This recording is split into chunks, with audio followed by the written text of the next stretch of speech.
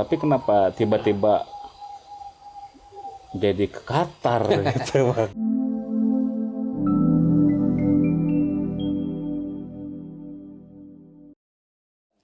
Assalamualaikum warahmatullahi wabarakatuh.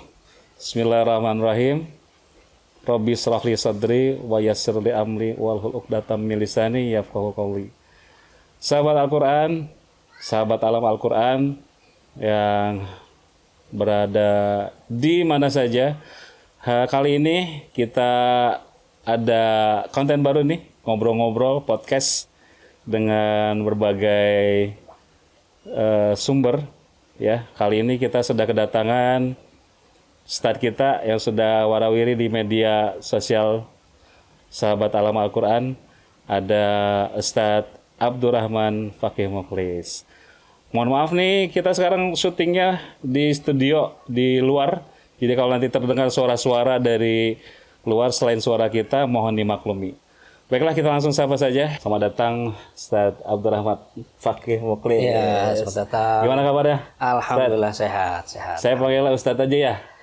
Saya mangga dipanggil Ustadz. Biasa kalau saya di lingkungan rumah dipanggil Abang. Abang ya? Boleh panggil Ustadz, boleh panggil Abang, bebas. Kita panggil Ustadz aja? Boleh, boleh. Ustadz Fakih, kabarnya hari ini gimana? Alhamdulillah ya, sehat ya? Alhamdulillah. Saya juga manggil Oh iya. Panggilnya Kang Aum aja. Kang Aum, Iya. Kang Aum. Siap, Kang Aum. Sebelumnya terima kasih sudah hadir Sama-sama. di podcast kita kali ini. Mudah-mudahan Allah melancarkan semuanya. Amin. Sahabat Alam Al-Quran, kali ini kita akan ngobrol-ngobrol tentang Al-Quran dalam pandangan Ustadz Fakih. Bagaimana sih Al-Quran menjadi teman hidup atau memang jadi untuk kita menjalani kehidupan ini harus sesuai dengan Al-Quran dan Sunnah.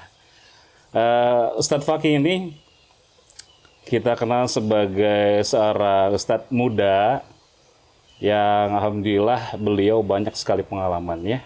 Nanti kita gali, kita tanya. Beliau sudah menjadi imam di Qatar. Bagaimana sih bisa jadi imam di Qatar gitu. Terus beliau juga kuliah menuntut ilmu di sana gitu ya.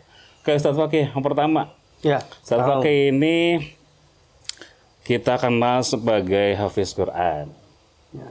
Apa sih yang mendasari Ustadz Fakih dulu waktu semasa sebelum jadi hafiz bisa atau tertarik untuk menghafal Al-Quran?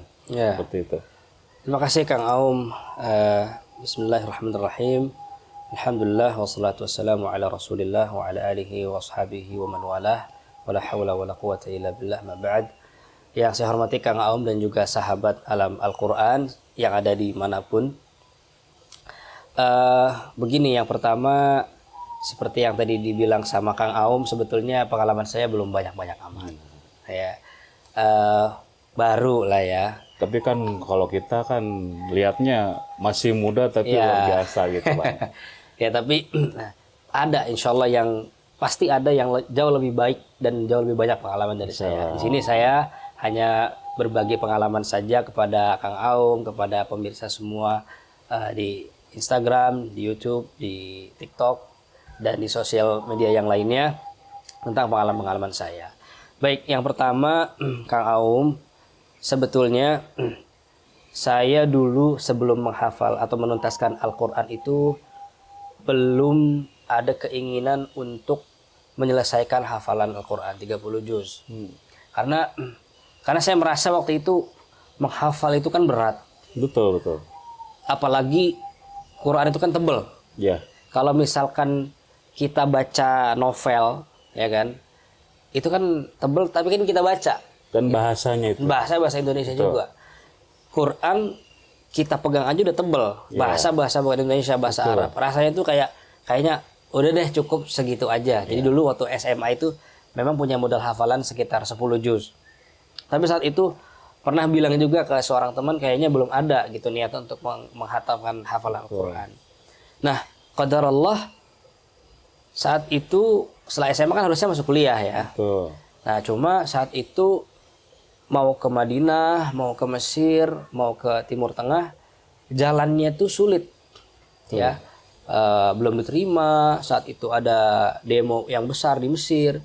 Jadi saat itu tidak ada pilihan lain kecuali menganggur gitu untuk 1 tahun ke depan, karena pendaftaran udah pada tutup semua, sehingga nggak ada pilihan. Akhirnya ada satu usul dari orang tua sebetulnya, kenapa kamu nggak menghafalkan Al-Quran gitu semuanya? Karena kan yang akan kamu pelajari itu adalah nanti ilmu-ilmu yang berkaitan dengan hukum Islam, syariah, fikih, hadis, tafsir.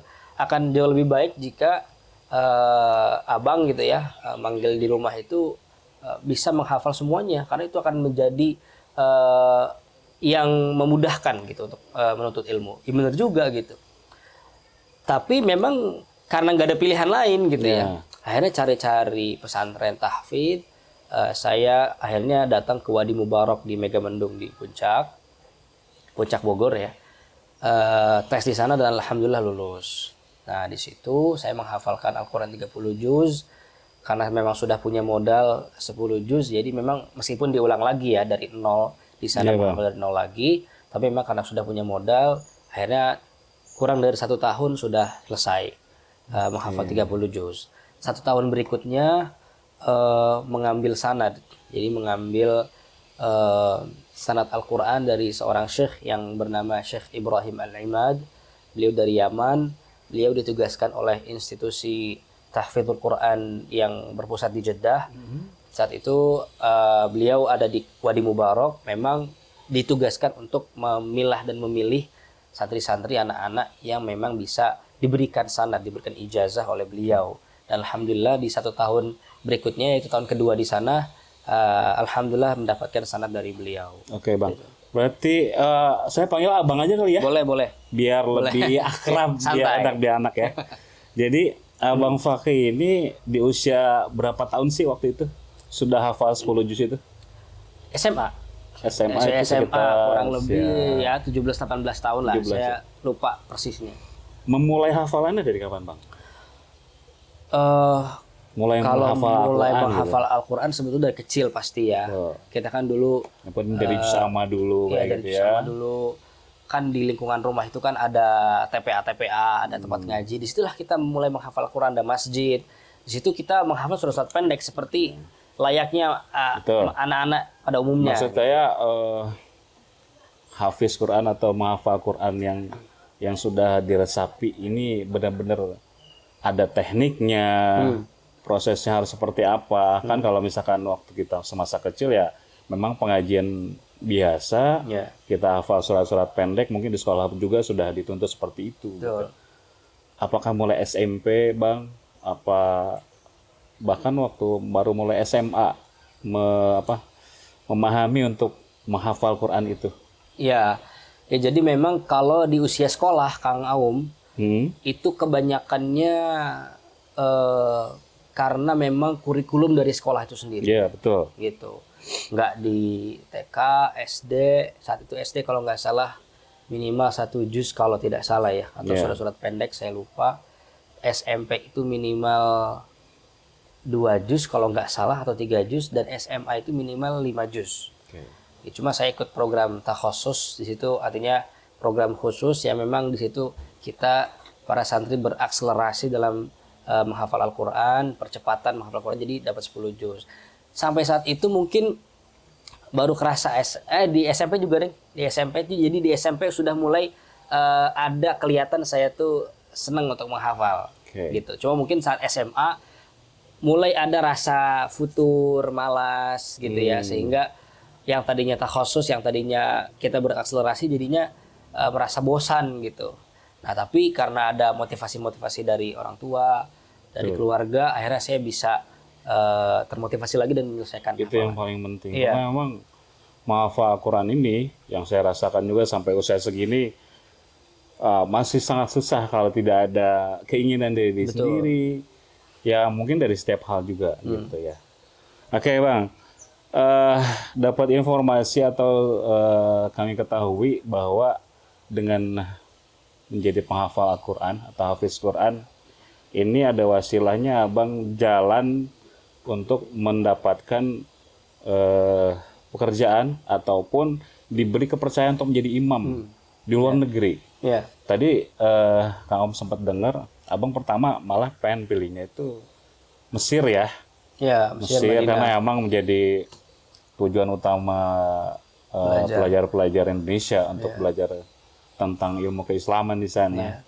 Tapi kenapa tiba-tiba jadi ke Qatar gitu, Bang? Iya betul.